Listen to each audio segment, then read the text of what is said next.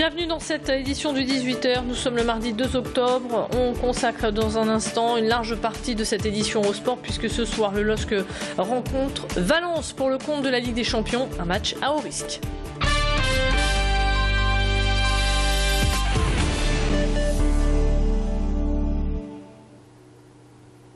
C'est le grand soir pour les hommes de Rudy Garcia. Ce soir, ils affrontent Valence dans le cadre de la Ligue des Champions.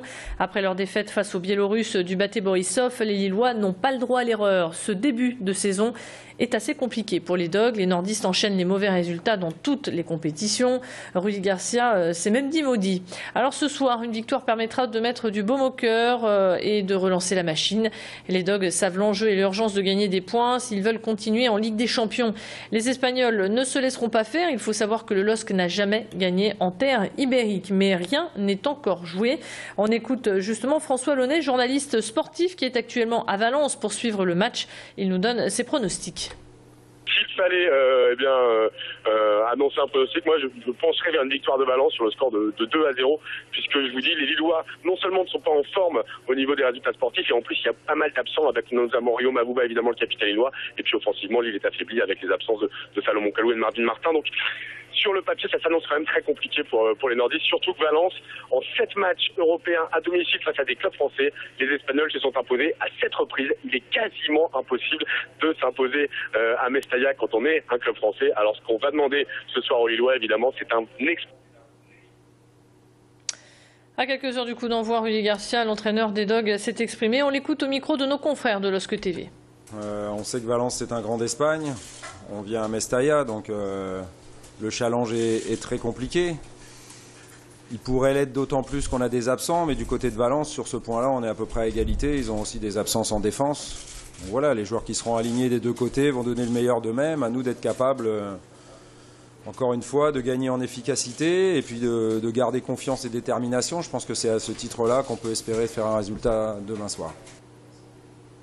Voilà, coup d'envoi ce soir à 20h45 et puis on retrouvera au prochain quart d'heure Mathilde Espinas en direct depuis le Team Bar, une enseigne située rue des Bouchers à Lille qui est tenue par 3 anciens joueurs du LOSC. Ils nous donneront leurs analyses sur la situation ainsi que leurs pronostics. Dans le reste de l'actualité, une sortie en Belgique a viré au cauchemar pour un homme de 38 ans. Vendredi dernier, après avoir passé la soirée dans un bar à Tournai, la victime a été kidnappée par 4 individus. Les agresseurs l'ont obligé à monter dans leur véhicule pour le déposséder de ses affaires personnelles.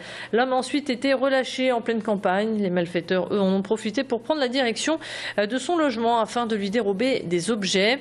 Quelques heures après, 4 suspects ont été arrêtés par la police lors d'un délit routier. Les forces de l'ordre ont fait le rapprochement avec l'enlèvement. Les agresseurs présumés sont âgés entre 19 et 25 ans. 3 ont été inculpés pour violence. Le 4e est activement recherché par la police. Il a pris la fuite après avoir simulé un malaise. Quelques jours après son enlèvement, la victime est toujours sous le choc, selon l'une de ses amies qu'a rencontré Tanguy Lécluse et Mathilde Espinas. C'est un homme très généreux, il parle facilement avec tout le monde, il y a beaucoup de copains. C'est un brave. Et je suis fort désolée de ce qui s'est passé parce que bon, c'est un brave garçon et à Tournai, il se passe beaucoup de choses et puis voilà, on n'est pas en sûreté, si on n'est pas en sécurité. C'est pas une raison parce qu'on a bu un coup qu'on doit les agresser, qu'on laisse les gens en paix, c'est tout. Voilà, tout ce qui s'est passé envers lui, j'en suis vraiment très émue, oui. Oui, parce qu'il est très mal. Dans l'affaire dite du Carlton, l'enquête pour viol qui visait notamment Dominique Strauss-Kahn est classée sans suite. La jeune femme n'ayant pas porté plainte, l'infraction de viol n'a donc pas été reconnue. L'affaire de proxénétisme aggravée, elle est toujours à l'instruction. Le prochain rendez-vous a été fixé au 28 novembre. La Cour d'appel de Douai rendra sa décision sur les requêtes en nullité déposées par les avocats de l'ancien patron du FMI. Et puis mauvaise nouvelle pour tous ceux qui prennent le train pour aller travailler en Belgique. Les cheminots belges seront en grève demain avec des conséquences à partir de ce soir 22h. Prenez donc vos précautions. Demain, il n'y aura pas de TER transfrontalier ni de TGV Lille-Bruxelles. L'Eurostar, lui, s'arrêtera à Lille. Les cheminots lancent ce mouvement pour protester contre la restructuration de la SNCB. Et puis autre information qui concerne cette fois-ci la France, les TGV reliant Lille à Paris effectuent leur trajet avec 5 minutes en plus en raison de travaux qui sont effectués sur cette même ligne. Petit retard qui devrait durer jusqu'au 12 novembre. En 2050, plus d'un habitant sur 3 aura plus de 60 ans. Alors pour gérer au mieux le vieillissement de la population, le train Bien Vivre pour Bien Vieillir est arrivé en gare de l'Île-Flandre ce matin.